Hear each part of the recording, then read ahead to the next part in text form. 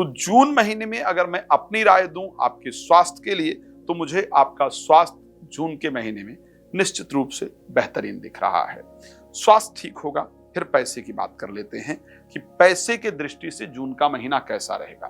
देखिए, मैं एक बात जरूर कहना चाहता हूं जो बहुत इंपॉर्टेंट है और ध्यान देने वाला है। जून के महीने में 6 तारीख तक तो मंगल नीचस्थ रहेंगे, आपके लाभ भाव के स्वामी हैं, और ये ऑलरेडी बहुत दिन से नीचस्थ चल रहे थे। अप्रैल में भी नीचस्थ रहे, मई के अंदर भी मई में भी नीचस्थ रहे। लेकिन 6 तारीख के बाद ये चले जाएंगे 8th हाउस के अंतर्गत, जहां पर केतु साथ में गोचर कर रहा था।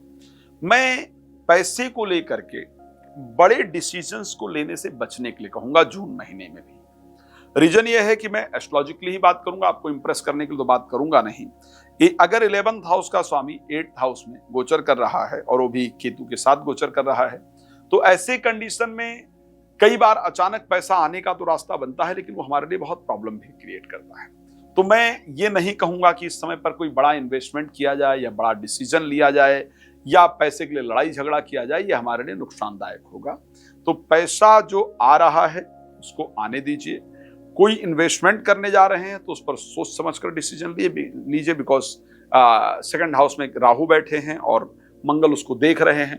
तो कई बार क्या हो जाता है ऐसे कंडीशन में कि मैंने प्रॉपर्टी खरीद लिया या मैंने कोई चीज खरीद ली, उसका पीछे का जो पार्ट है वो मुझे नहीं पता, मुझे बताया कुछ और जा रहा है और उसका है कुछ और, तो ऐसे कंडीशन में मेरा पैसा बर्बाद हो जाता है। तो पैसे के इन्वेस्टमेंट को लेकर के सोच समझकर डिसीजन लेने की आवश्यकता है। पैसा आ रहा है, कोई जल्दबाजी के पैसे की राय दे रहा है तो उस पर नहीं पड़िएगा। मैं राय दूंगा शेयर मार्केट, लॉटरी और सट्टा, इन रास्तों से आपको बहुत बचना होगा इस महीने, नहीं तो वो दिख कुछ और रहा होगा कुछ और, उससे आपका निश्चित रूप से नुकसान हो जाएगा। तो प्लीज उससे आपको बचा करके अपने आप को रखना होगा।